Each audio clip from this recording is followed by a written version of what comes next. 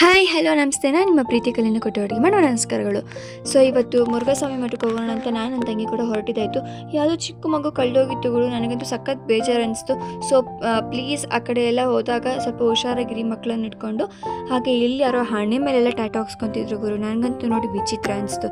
So ನಮ್ಮ ಹೆಣ್ಮಕ್ಳಿಗೆ ಇದೆಲ್ಲ ಮ್ಯಾಂಡೇಟರಿನ ಅಂತ ಹೇಳ್ತೀನಿ. ಯಾಕೆ ಅಂತಂದರೆ ಇದೆಲ್ಲ ಇಲ್ಲಿ ಎಕ್ಸಿಬಿಷನ್ ಮುಗಿಯಲ್ಲ. ಸೊ ಇದೆಲ್ಲ ಸ್ವಲ್ಪ ನೋಡಿಕೊಂಡು ನಾನು ನನ್ನ ತಂಗಿ ಮುಂದಕ್ಕೆ ಹೊರಟಿದ್ದಾಯಿತು.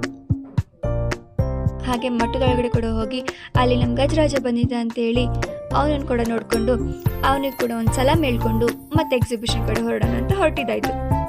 ನೋಡಿ ಎಷ್ಟು ಚೆನ್ನಾಗಿದ್ದಾನೆ, ನನಗಂತೂ ಭಾಳ ಇಷ್ಟ ಆನೆ ಅಂದರೆ.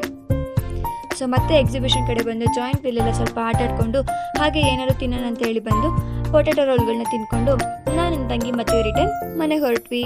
ಸೊ ಈ ರೀಲ್ ನಿಮ್ಗೆಲ್ಲರಿಗೂ ಹೇಗೆ ಅನಿಸ್ತು ಅಂತೇಳಿ ಕಾಮೆಂಟ್ ಬಾಕ್ಸಲ್ಲಿ ತಿಳಿಸಿ. ಲೈಕ್, ಶೇರ್, ಕಮೆಂಟ್ ಹಾಗೂ ಸಬ್ಸ್ಕ್ರೈಬ್ ಮಾಡೋದನ್ನ ಮರಿಬೇಡಿ. Love you all, bye.